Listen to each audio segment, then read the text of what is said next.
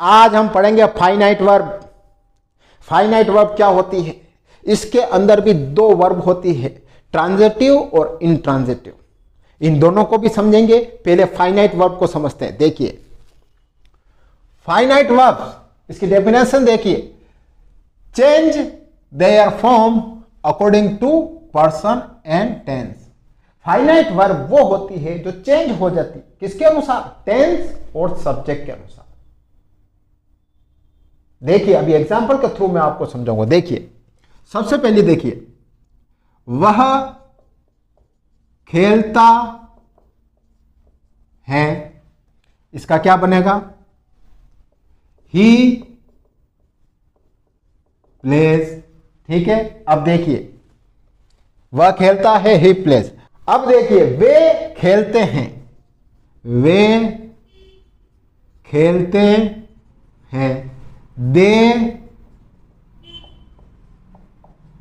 Play. यहां verb change हो रही, देखिए यहां पर एस आ रहा है, यहां पर एस नहीं आ रहा। क्यों? क्योंकि यहां पर पर्सन चेंज हो रहा है। यहां पर वह है सिंगुलर है, यहां पर वे दे प्लूरल है। पर्सन के अनुसार वर्ब चेंज हो रही है। अब देखिए टेंस भी चेंज होगा। कैसे होगा? देखिए राम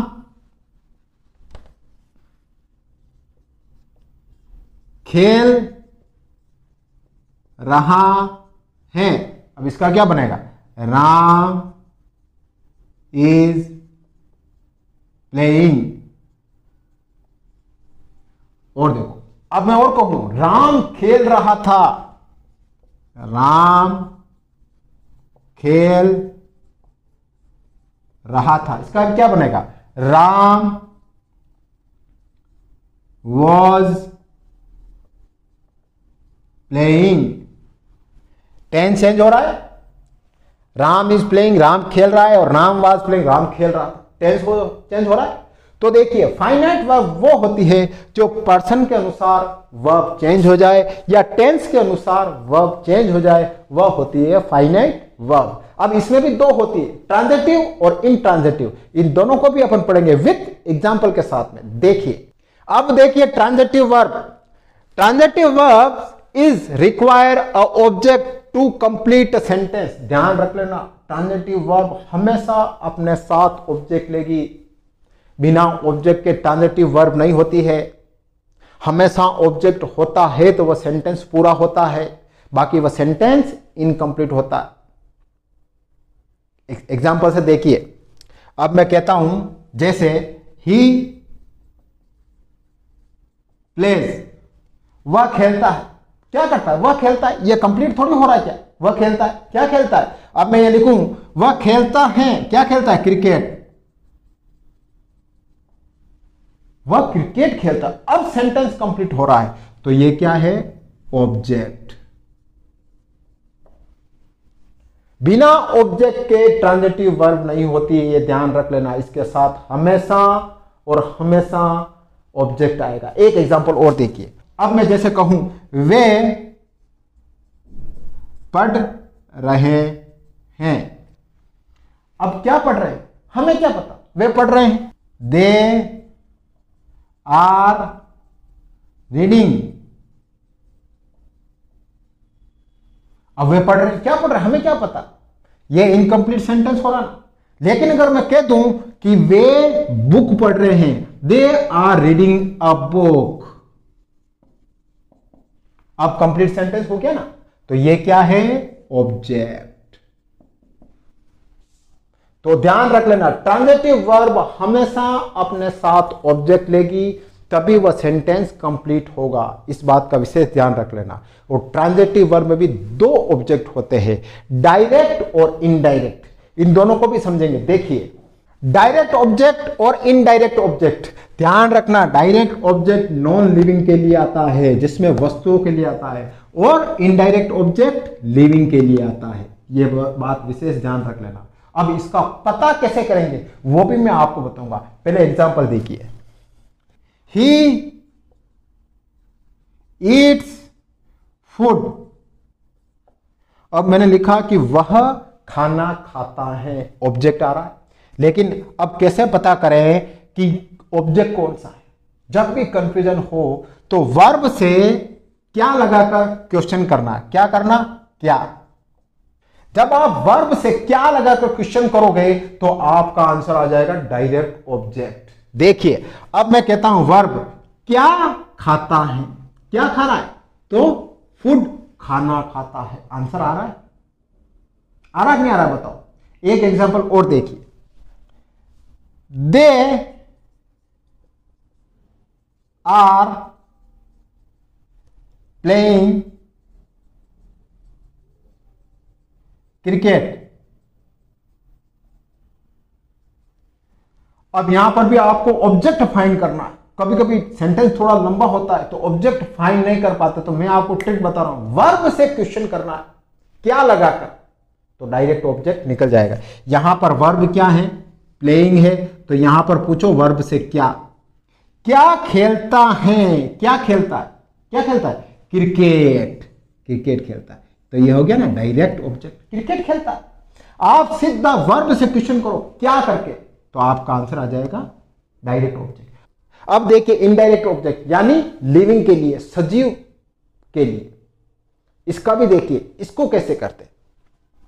अब देखिए, राम टीचर्स मी। राम मुझे पढ़ाता है। अब यहां पर अगर आपको ऑब्जेक्ट फाइंड करना है नॉन लिविंग के लिए, कुछ नहीं करना है, आपको वर्ब से पूछना है किसे। वर्ब से क्या पूछना है? किसे।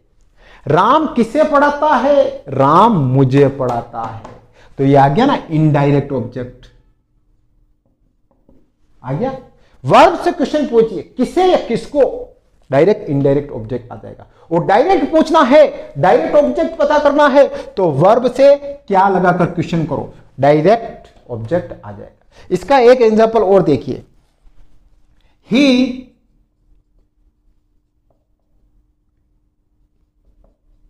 बीट्स मी। वह मुझे पीटता है। अब ये कौन सा है? मी, लिविंग वाला ऑब्जेक्ट है, लेकिन कैसे पता करें? तो कुछ नहीं है, वर्ब से पूछो किसे। वह किसे पीटता है? किसे यानी मी, मुझे, इनडायरेक्ट ऑब्जेक्ट हो गया ना। कहां दिक्कत आ रही बताओ मेरे को? कहीं दिक्कत आ रही? नहीं आ रही। अब एक मिक्स में सेंटेंस लीजिए, डायरेक्ट और इनडायरेक्ट दोनों, उसमें फिर कैसे पता करें कि डायरेक्ट कौन सा है और इनडायरेक्ट कौन सा है। देखिए इसका एक एग्जांपल मिक्स वाला भी देखिए। अब एक मिक्स वाला सेंटेंस देखिए, यू टीच मी मैथ्स। तुम मुझे मैथ्स पढ़ाते हो। अब इसमें अपन को डायरेक्ट भी ढूंढना है, इनडायरेक्ट भी ढूंढना है। तो मैंने बताया ना कि अगर डायरेक्ट ढूंढना है तो क्या लगाकर क्वेश्चन पूछिए, और अगर इनडायरेक्ट पूछना है किसे लगाकर क्वेश्चन पूछिए। इससे पूछिए किसे, वर्ब से, और इससे पूछिए वर्ब से क्या। अब देखिए, क्या पढ़ाता है, वर्ब से पूछिए क्या पढ़ाता है, मैथ्स पढ़ाता है, तो डायरेक्ट ऑब्जेक्ट हो गया ना। ये कहां दिक्कत आ रही बताओ मेरे को। अब वापस वर्ब से पूछिए किसे पढ़ाता है, किसे, किसे पढ़ाता है, मी, मुझे पढ़ाते हैं, तो इनडायरेक्ट ऑब्जेक्ट हो गया ना। देखिए कहां दिक्कत आ रही। बस एक बात जरूर ध्यान रख लेना, जब तुम्हें डायरेक्ट ऑब्जेक्ट पूछना हो तो वर्ब से क्या लगाकर क्वेश्चन पूछ लेना, और अगर इनडायरेक्ट पूछना हो तो वर्ब से किसे लगाकर क्वेश्चन पूछ लेना, तुम्हारा आंसर आ जाएगा। एग्जाम में कभी मात नहीं खाओगे, हर क्वेश्चन राइट करके आओगे, दावा है मेरा आपसे। अब देखिए इनट्रांजिटिव वर्ब क्या होती है, इसकी डेफिनेशन देखिए। Intransitive verbs don't require direct object. Intransitive verb कभी ऑब्जेक्ट नहीं चाहिए इसके लिए, यह अपने आप में पूर्ण होती है। इसका सेंटेंस बनेगा ना तो कंप्लीट बनेगा, विदाउट ऑब्जेक्ट के बनेगा। इसका एग्जांपल देता हूं, समझिए।